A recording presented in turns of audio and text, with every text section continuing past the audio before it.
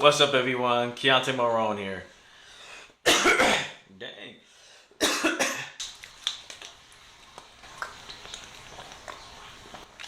me do that again. What's up, y'all? Keontae Marauder here.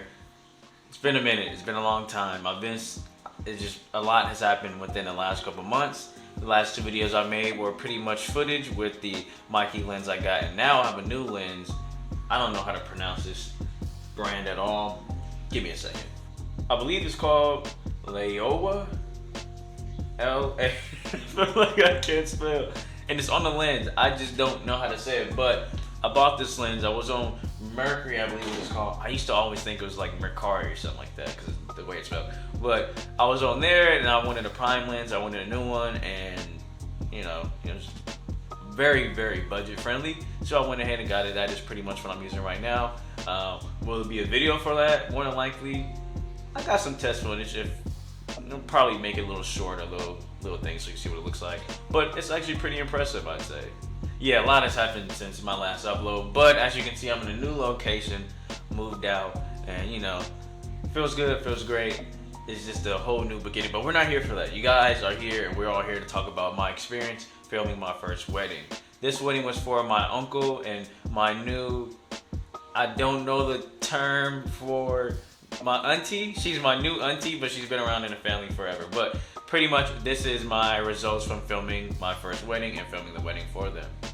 Now, obviously during this experience, this is my first time ever filming a wedding, and kind of first time filming for, I guess you could say freelance, because I have no experience working for anybody else. Most of the stuff I made has been projects and passion projects for myself, but working for someone else is definitely new and a good experience, a cool experience. Only thing is, I'm just so green. I'm so amateur. I know what I'm doing, but at the same time, it's just obviously lack of experience. And I mean, obviously that's what we all start off, and that's what we're here for, progression. And from this first experience, I have 5 things that I undoubtedly learned from this experience. And if I record or film another wedding, I'm definitely gonna take these into account. The first tip I would say is getting to know your location. Now, I knew it was at a golf course. I didn't get to check out the location prior, but I did get to see it maybe a couple days before the actual wedding. That day, I went ahead and just looked around. I kind of got pictures of how I wanted the shots to look. Use my iPhone just to see. I can get a little preview of how I want shots to kind of come out. But definitely, it's a small location, but you want to have that kind of mastered, to kind of picture and visualize what you want shots to look like, whether you want an establishing shot, a nice little gimbal slide shot. I mean, it's obviously up to you, but definitely go ahead and get real acquainted with your location, because that's obviously where you'll be filming.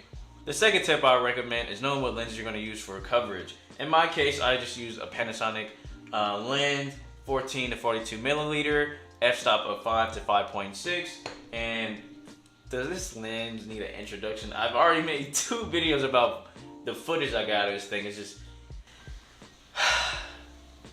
I just love this. I just love this lens. It's a Mikey 16 millimeter prime lens with the f-stop of 2.2. Beautiful, beautiful cinema lens. I just love it. I just love it. I didn't want to get in the way of the other photographers that are there. That's something you got to keep in mind when you film weddings. You don't want to stick out like a sore thumb. That's my main thing that you really want to do. So you kind of want to be in the cuts. You want to be ducked off. Obviously, you will be seen because you have to get footage, you have to get coverage. But I would definitely say these 2 lenses, just to zoom in, this is key. It just worked. But the close-ups that I got with this lens is crazy. It's just absurd. Especially during the golden hour, the photographer set them up. I was literally tagging along behind them. My uncle even gave him leeway, like, hey, it's his first wedding he's filming, first time kind of getting experience with it. If you want to coach him, help him out, you can. And they did. They were very helpful. They were very nice. But seeing how they set everybody up, set them up for these shots and photos. Third thing I would say is kind of the second one. Except with lenses, we're talking about coverage. Make sure that you have enough shots, enough angles, as much videos. Keep the camera rolling is what I always say. But there were times where I pressed that button, I regretted it. But besides that, just making sure that you have enough coverage so in post-production you can kind of have a lot to say the wedding. In my case, I filmed a whole lot, and the wedding in total, when I put everything on the timeline, was like an hour and 30 minutes, which of course is a whole wedding, even though, you don't record the whole thing. The wedding was like 4 or 5 hours, so I'm not recording the whole thing. So I had a lot of coverage to shorten the wedding down, cut it down to around 25 minutes, and that would not have been able to be done if I did not get as much footage as I did. So I would definitely say, obviously you want quality over quantity, but really put thought into each shot that you put. You don't want to just film anything just cause, but just make sure that the intention behind it is clear and you have a good visual of how you want the shots to come out and the message that you want to put. I'm sorry to intrude into the video, but I know I like that music in the background. I know you like the music that's in most of my stuff, and it's okay. It's okay to be guilty of it. If you like these sounds and you want other things, sound effects, anything that kind of comes to mind, not everything, but sound effects, music, good old stuff like that, I know you want for your videos, use the link in the description at EPIDEMIC Sound. Now, no, I'm not sponsored, but one day I will. One day I will be. EPIDEMIC Sound, I know you listen to me. I know you listening to me. I know one day you'll see this. And just know, I'm a good supporter and I got you.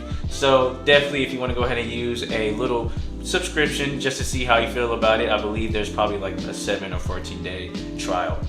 Everybody has a trial just to test your stuff out. But if you want to go ahead and use EPIDEMIC Sound for a second, or for future projects, go right ahead. That's it. I'm trying to intrude. There you go. And this fourth thing beat me up. It was terrible. Not terrible, but I managed to come through clutch at the end, and it is battery life. Now, I have a whole collection, always charging, of batteries. I got another set. Obviously one's in the camera, but the other 3 are in my camera bag. But I mean, I live stream, so I keep 3 on me at all times. But with this wedding, 6 batteries. I had 6 batteries in total. I bought more, and I was like, I'm gonna need as many batteries as I can, because with this Panasonic G85, it only lasts around 35 minutes, especially with this powerhouse right here. So I would pretty much say, have a good amount of battery. Use an external. For the last 3 months, 4 months, 5 months, however long it's been, I've been struggling to find the right everything for this dummy battery. I bought a dummy battery a long time ago. I used an external battery and it didn't work. Dummy battery is pretty much like a battery that you plug in, except actually I have one right here that doesn't work. Let me show you. After like 5 minutes looking for this thing, here's the battery. This goes into like the original power. I don't even want to go grab it. It literally frustrates me every time I look at it, but it's like an external thing where I can plug on the battery for this, plugs into that, and then this will go in like that. I just don't want to go grab it. It's going to bring flashbacks. Have an external battery or some type of setup to have that being done, because it's not going to work. You're going to have issues. You're going to have a bad time. External battery. Just do it. Just do it. Just do it. One last thing, I saved the best for last, but in my case, was not the best. Actually, the worst was audio. Now, before the wedding, I knew that vows would be said, and that is the biggest part of the wedding, the vows. You have to hear what is being said. That is the most special moment. And of course, I could have did a voiceover, but in this case, I wanted to be there. Now, this goes back to number 1, location. There was a literal large water fountain, which I wish I realized I foreshadowed the events that were going to take place with this water fountain.